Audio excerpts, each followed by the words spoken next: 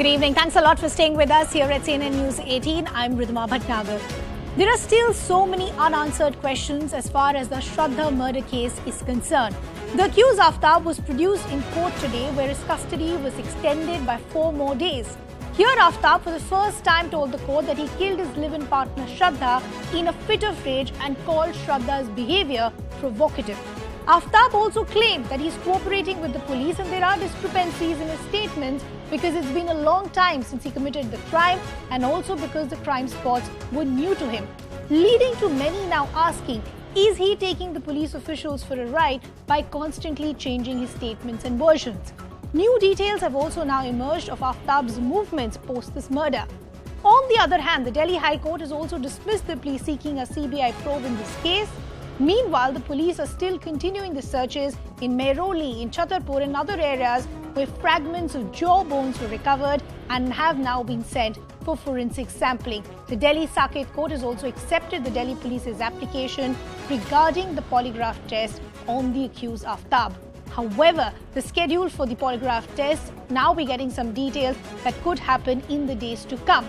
But with time running out and Aaftab constantly changing his statements, the larger question is, will the truth come out?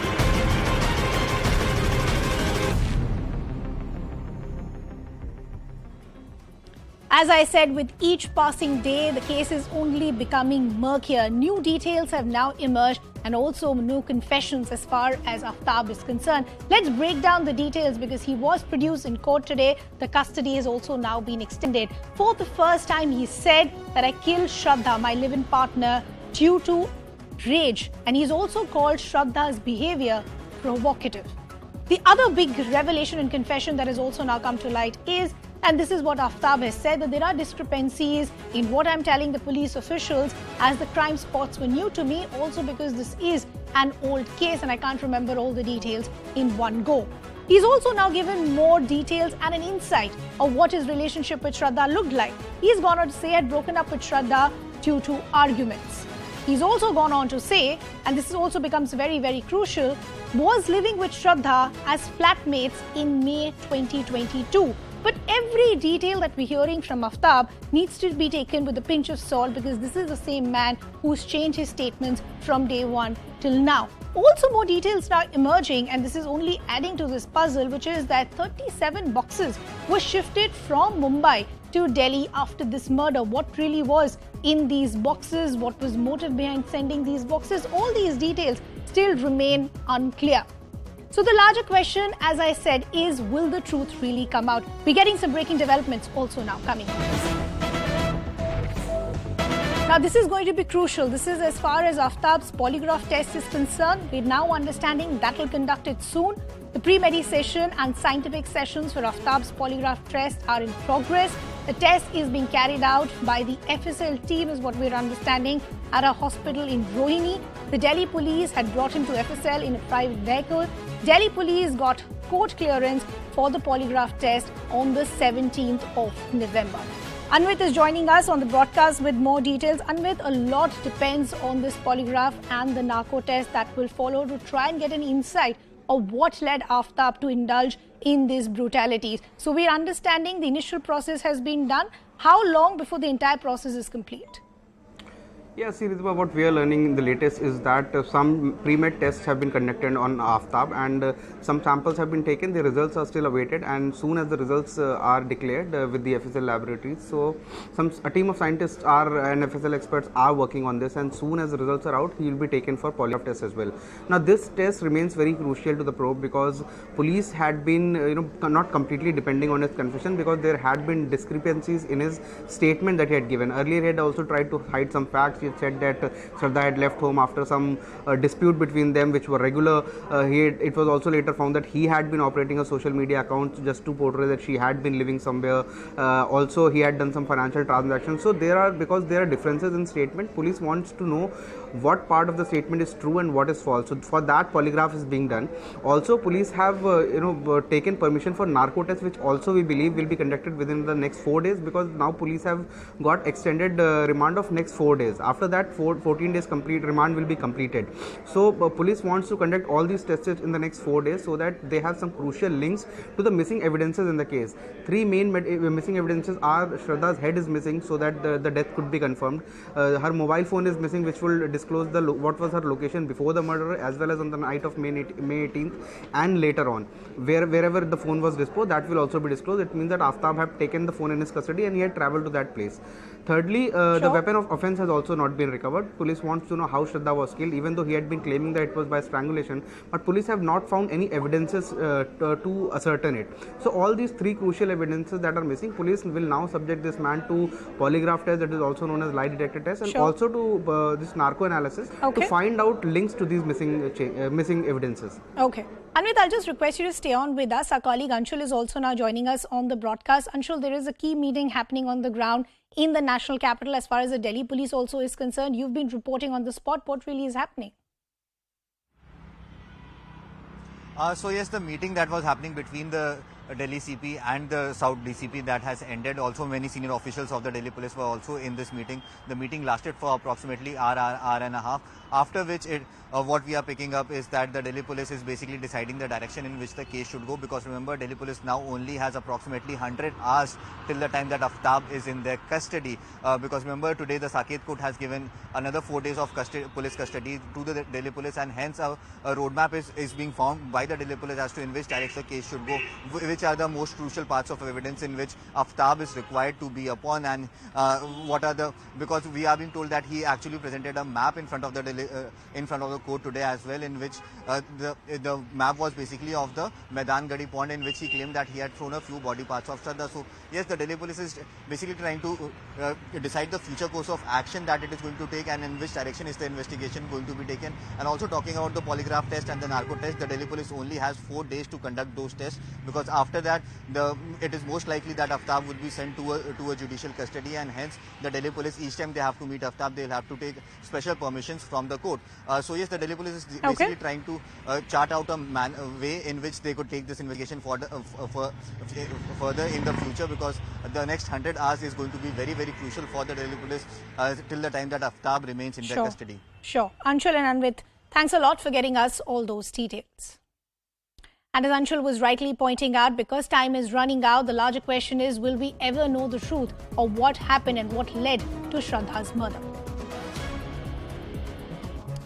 Let me first bring in our newsmaker this evening. We have Aaftab's lawyer, Avinash Kumar, now joining us on the broadcast. We appreciate you taking out the time and joining us here on CNN News 18. क्या आप हमें बता सकते हैं आज court में क्या हुआ? क्या आफ्ताब को फिजिकली प्रोड्यूस किया गया था? कस्टडी भी आज एक्सटेंड हो गई है. दिल्ली पुलिस की तरफ से किस तरह का एविडेंस दिया गया था? आफ्ताब को आज फिजिकली प्रोड्यूस की गई थी कोर्ट के सामने. कोर्ट ने ऐसा कोई स्पेसिफिक क्वेश्चन नहीं किया था जो उसमें कुछ उसका जवाब दे. जो है सिर्फ वो रिमांड के लिए प्रोड्यूस की गई थी, बस इतना ही. दिल्ली पुलिस ने 4 डेज की कस्टडी एक्सेप्ट करने के लिए एप्लीकेशन लगाई थी, पर मैंने उसको अपोज किया. मैंने बोला कि 2 दिन की रिमांड मिलनी चाहिए, क्योंकि काफ़ी दिनों से पीसी कस्टडी में है. पर ऑन अवर कोर्ट ने 4 दिन की रिमांड उन्होंने दे दिया. किस ग्राउंड पर कि अभी कुछ काफ़ी इन्वेस्टिगेशन कलेक्ट करना है, अभी इन्वेस्टिगेशन पूरी कंप्लीट नहीं हुई है, जो है इसलिए मुझे और समय चाहिए. और उन्होंने बताया कि 4 दिन भी मेरे पास कम समय, इसलिए और मुझे रिमांड 4 दिन की मिलनी चाहिए, तो 4 दिन की रिमांड उन्होंने दे दी. ठीक है, 4 दिन की रिमांड तो मिल गई है. अब मैं आपसे ये समझना चाहती हूँ कि आपके क्लाइंट आफ्ताब ने आपको बताया है कि इस ग्रूसम मर्डर के पहले क्या हुआ, और आफ्ताब इसको प्रोवोकेशन क्यों कह रहे हैं? नहीं, आफ्ताब से मेरी मीटिंग हुई है आज लगभग 5-7 मिनट की मुझे अकेले में मीटिंग हुई है, पर इस मैटर पर अभी मुझे उससे पूरी बात नहीं हुई है. मुझे फिर नेक्स्ट मैं उनसे लीगल मीटिंग करूंगा, तो मैं जानने की कोशिश करूंगा और भी इन्फॉर्मेशन लेने की कोशिश करूंगा उनसे, तभी मैं उनको डिफेंस कर पाऊंगा. मैं प्रोवोकेशन का ऐसा नहीं है, उन्होंने बताया कि ये हीट एंड पैशन में हुई है, पर वो एक पार्ट ऑफ द इन्वेस्टिगेशन, देखते हैं इन्वेस्टिगेशन में क्या आती है, उसके बाद में इस पर बोली जा सकती है। पर अभी कुछ में क्लियरली नहीं कहा जा सकता कि क्या सच में क्या घटना घटी थी, अभी कुछ सामने क्लियर नहीं आ पा रही है।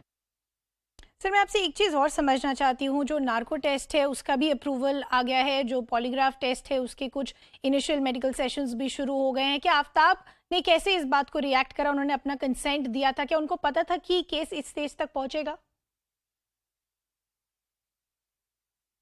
मैम, इस मैटर पर मुझे भी आफ्ताब से बात हुई थी। मैंने बोला था, मैंने जब उससे लीगल मीटिंग की तो पूछा था कि आपने नार्को जो दिया है आपने फुल कंसेंट से दिया है ना? तो उन्होंने बोला मैंने फुल कंसेंट से दी है, मुझे कोई कुछ नहीं छुपाना है, मैं जो भी बता रहा हूँ सच बता रहा हूँ और मैं कोई मिसलीड नहीं कर रहा हूँ। और उनके नार्को के क्या कॉन्सिक्वेंसेस होंगे वो सब कुछ पता था उनको।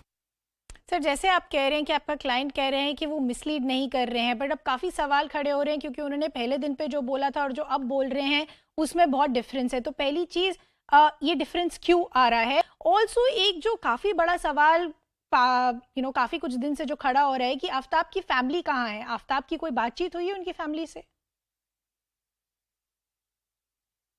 मैम, ऐसा कुछ नहीं है। आफ्ताब पूरी तरीके से, मैं आज कोर्ट में भी उसको जब प्रोड्यूस की गई थी तो काफ़ी एक पोलाइटली वे में सारी चीज़ों को जवाब दे रहा था।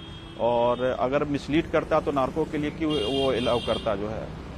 अगर नार्को के लिए डिनाई भी कर सकता था, उसने अलाउ किया। नार्को के लिए, पोली के लिए जब अलाउ किया, इसमें she is cooperating to the Delhi police जो है। नहीं, आफ्ताब की अभी फैमिली कहाँ है एक्चुअली मुझे भी अभी इसके बारे में इन्फॉर्मेशन नहीं है, पर मैं जानने की मैं उनसे मिलने की कोशिश कर रहा हूँ और जल्द मैं कोशिश करूँगा कि इससे मिलूँ जो है। सर, एक चीज़ मैं और समझना चाहती हूँ आपसे, जिन डॉक्टर ने आफ्ताब को ट्रीट करा था उन्होंने कहा था कि उनका बिहेवियर अग्रेसिव था। श्रद्धा के जो दोस्त हैं, उनकी फैमिली मेंबर्स हैं, उन सब ने भी ऐसा ही कुछ कहा है। आपकी मीटिंग आफ्ताब के साथ कैसी थी? मैम, अभी ऐसा कुछ इस पर मुझे बात नहीं हुई है, पर मुझे जहाँ तक उसको देखने से लगा, ऐसा कुछ उसके बिहेवियर से नहीं लग रहा था कि वो एग्रेसिव पर्सन है, और कुछ ऐसा बहुत पोलाइट और जेंटल टाइप का लग रहा था। पर मैं आगे जब लीगल मीटिंग करूंगा, फर्दर कुछ इन्फॉर्मेशन मुझे आएगी, तभी मैं इस पर कुछ आगे मैं डिसाइड करूंगा कि मुझे आगे कैसे डिफेंस करना है उसको। अविनाश जी, बहुत बहुत धन्यवाद हमसे बात करने के लिए। There you heard from the legal team representing Aaftab saying that we will read the fine print as far as the details of the case is concerned. Also, the lawyer there going on record in saying that when I met Aaftab, I didn't see any strain of aggression. Let me also now bring in our guest to take this conversation forward. We have former IPS Yashwardhan Azad. We also have social activist and founder of She Says, Trisha Sethi. We also have forensic expert Manas Mishra. Good to have all of you on the broadcast with us. Yashwardhan Azad, I'd like to begin the conversation with you. From day one till now, a lot has changed, because initially it was only that one confession of Aaftab that the police was working with. But the details that even Aaftab is telling the police officials has changed a lot. He keeps changing his statements. He keeps changing the timeline of events. How difficult is it going to be to prove, considering the fact that time's already running out? Yes, you're right. And I'm happy that at least 4 days more remand has been given by the lower court. The way this congenital liar has been changing almost everything since the beginning. However, the Delhi police, of course, realizes that the confession under the police does not have evidentiary value. But the police wisely did not take him to the magistrate also for 164, because they realized that this liar will lie there and or even refuse to give a statement before a magistrate. There are three things very crucial, as you rightly said. They're still not available for the police. Now, the question is, under the circumstances, there have been cases earlier also where the corpus delicti has not been found or the weapon of offense has not been found. In this case, in the form of corpus delicti, you have these bones. Yesterday on CNN itself, there was news that a portion of jaw, tooth, etc., Yes. they have been found. Now, this can be a very crucial evidence. And when Delhi police says that perhaps it was not strangulation, I was also of the opinion even a week back that we are not confirmed yet that the death was due to strangulation. So it could be because of some part of the body in which they have found some severe impact of a weapon that they are stating this. However, there are two things which are very, very critical now. One is, of course, the DNA sampling. It does take a long time for the bones, if you take the sampling from the bones, as the expert would say. And secondly is, of course, marshalling the entire sequence of events very, very painfully. That is circumstantial evidence. There is the question of last seen, where she was last seen, whatever electronic evidence which can be tapped or mapped from this fellow's phone, Aftab's phone, because he hasn't given the other phone. So I think, given the circumstances, if the Delhi police painfully kind of reconstructs the entire crime scene, the sequence of events, that is the only way out. But even that's becoming a big headache, Yashwardhan Azad, considering the fact there are no eyewitnesses. You're still relying on whatever Aaftab is telling you. There is no CCTV footage either. So everything that he's telling you could possibly be false, and you possibly will have to start once again. And that is why it's becoming a big challenge in trying putting these pieces of the puzzle together. But Manas Mishra, I want to bring you in, considering the fact not much headway has been made in terms of real evidence that can be used to nail Aaftab. Let's talk about the little evidence at hand. As Yashwardhan Azad was rightly pointing out, we broke these details yesterday that certain remains, fragments of bones, possibly of jaws and dentures, have been found. Typically, in a case like this, how long does it take to match DNA? We do know the DNA of Shraddha's father has been taken, but how long does the entire process take for this forensic sampling? Well, first of all, I would say that it takes around 2 to 3 weeks, maybe a month. It takes time while DNA sampling is going on. I also feel that the most important and the most challenging,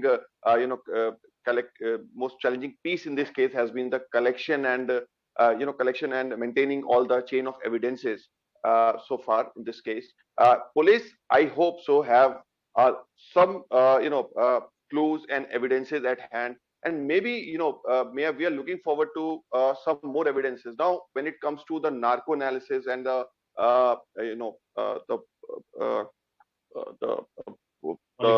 narco analysis, and as well as the polygraph test, it could be the final nail in the coffin. I also hope that police has some more evidences at hand, which they are definitely not trying to show. They're not going to share it with us, and which is rightly so. Like the other day, we also got to know that there was some polythene bag.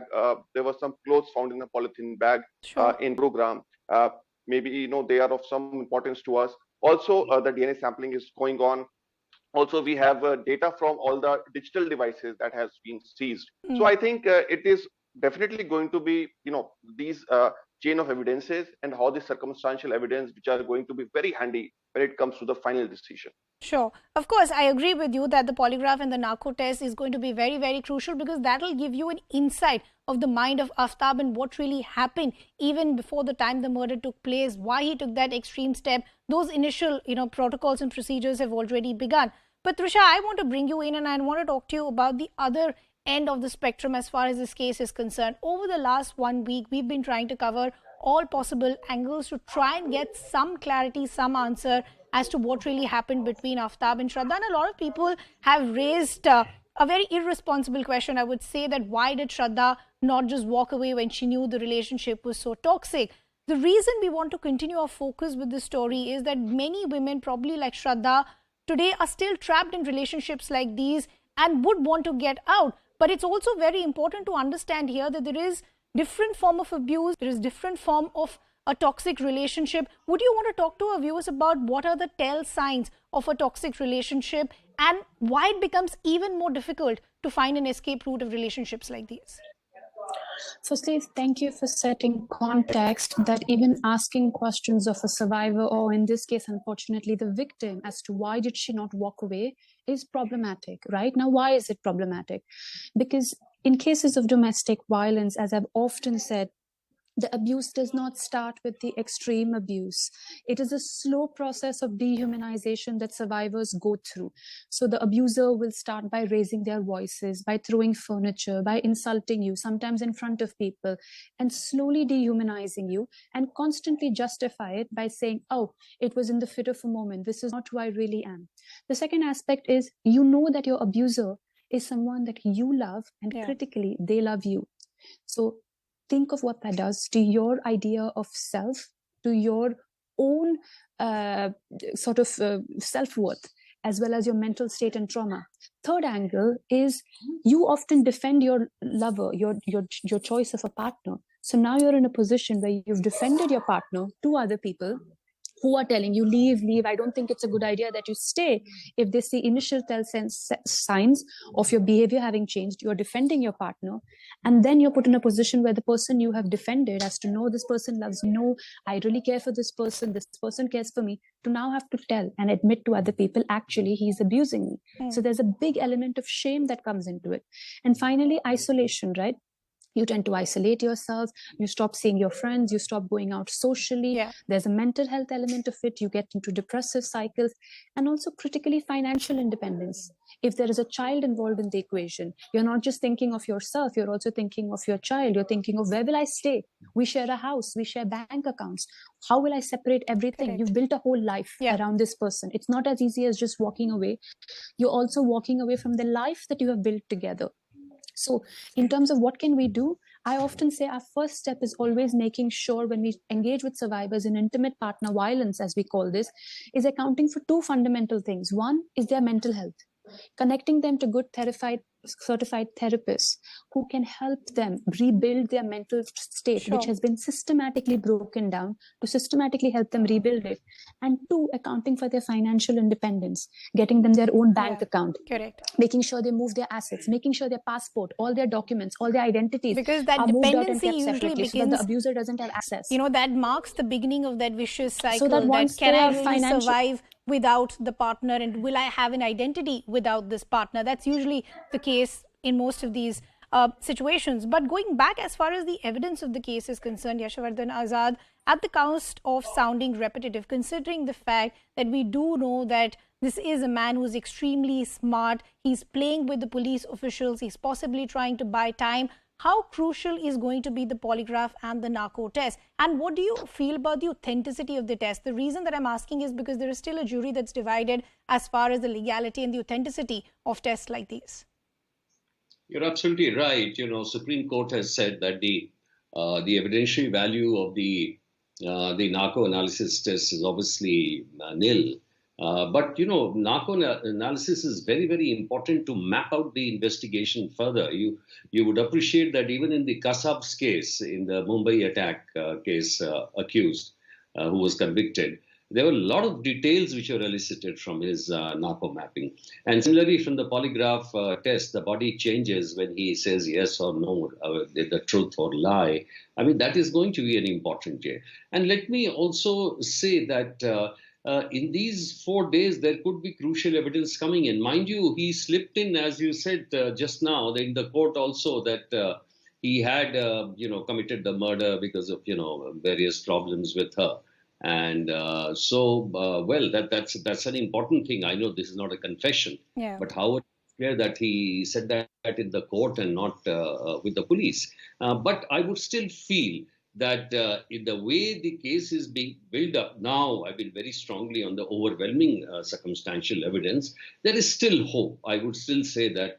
And last point, our forensic, scientists have come of age. You know, no matter how much you try to wipe out evidence from the house, something in the fridge, something in the crevices, something under the carpets are bound to be found which will act as crucial evidence which the Delhi police rightly is not telling us. And we actually have seen some of those evidence come to light, like some blood stains have been found on the kitchen tiles, some other evidence that have been found, and they all add up as far as this entire story is concerned. But the other concern, Manas Mishra, is that with very little evidence at hand and time running out, what is the biggest hurdle as far as the collection of forensics is concerned? For example, one of the questions that has been raised over the last couple of days is, isn't it important for the police to actually seal off the crime spot in the crime area, but because that continues to have access and a free entry for one and all? So wouldn't that hamper as far as the collection and the finding of these forensic evidence is concerned?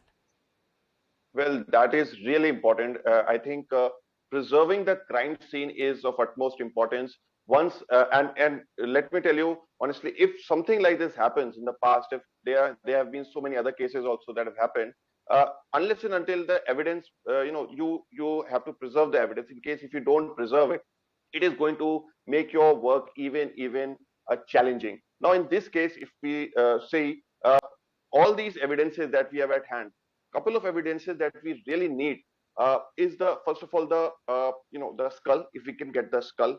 Also, if we also need to find the murder weapon, because that could lead to recovery of potential DNA, maybe fingerprints, and also the source of that particular weapon. True. That could lead to further corroboratory evidences. Also, as we are discussing about narco analysis and polygraph test. One thing, other than the entire process, we all know the lapses and whether it has the evidentiary value, Sure. whatever it is.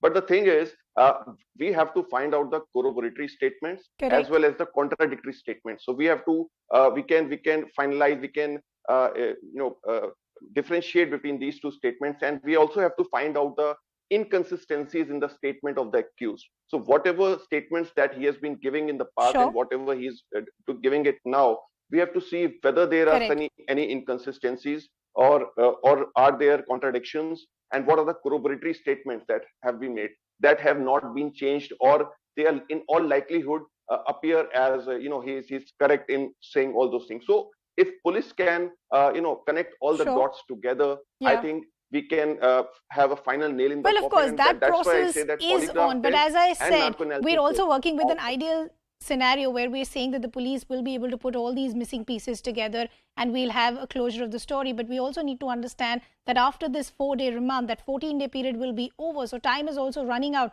for the police officials on the ground. Trisha, I want to bring you back in the conversation and I want to make a slight deviation. I want to draw parallels of the Shraddha case with some of the other very gruesome cases that have come to light. And I just want to understand, what does the mindset of these cases really tell us? I mean, if you look at a case that happened just in November of this year, where a 15-year-old was killed, the body was chopped up in the national capital again. The body was found in the national capital. A 26-year-old accused was arrested after 4 years. The most recent case where a suitcase was found on the Yamuna Expressway with a woman's body in it, now we're understanding that her own parents were behind it. How do you see when you see cases like these becoming so frequent? I think it goes to show the state of affairs when it comes to women's safety in India, right? So one is, there is no fear of the law. It doesn't matter if we're saying we're going to award death penalty to people who commit such kind of heinous crimes, right? The rarest of rare cases. But if there is no fear of the law, if there is no assurity of swift and assured justice, criminals, as we've seen often, will think they can get away with it. And that's what you see with the low conviction rate as well. The second aspect is, we truly don't have enough money invested in our infrastructure. So forensic labs, in this case, because of the amount of media attention on this case will get fast-tracked. In this case, the forensic labs will ensure that they go through all the evidence in a speedy manner, which the earlier panelists said even after all of that will be perhaps a month. But usually it takes a minimum of a year for the forensic labs to even go through the evidence and procure it as in front of court. And this is, I'm talking about a year when it comes to child abuse cases, right? Which is anyway supposed to be treated seriously. Yeah. So you can imagine what happens to adults.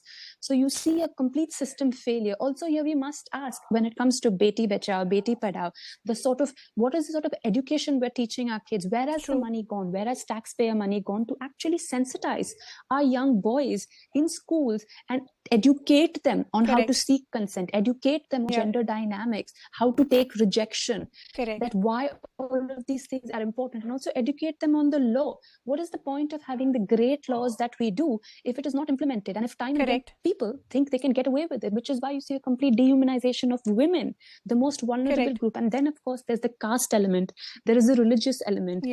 There's honor killings that come with the caste and religious element. So we have so many elements that comes to women.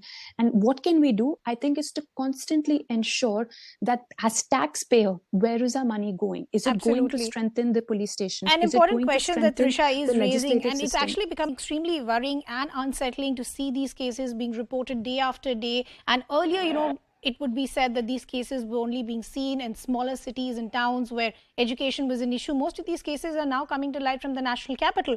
But I'll give the final word to Yashvardhan Asad. As far as the investigation is concerned, all the testimony that we've heard from so far from friends and family of Shraddha, some accounts as far as the doctor is concerned, how are they all going to add up to try and prove the case against Aaftab?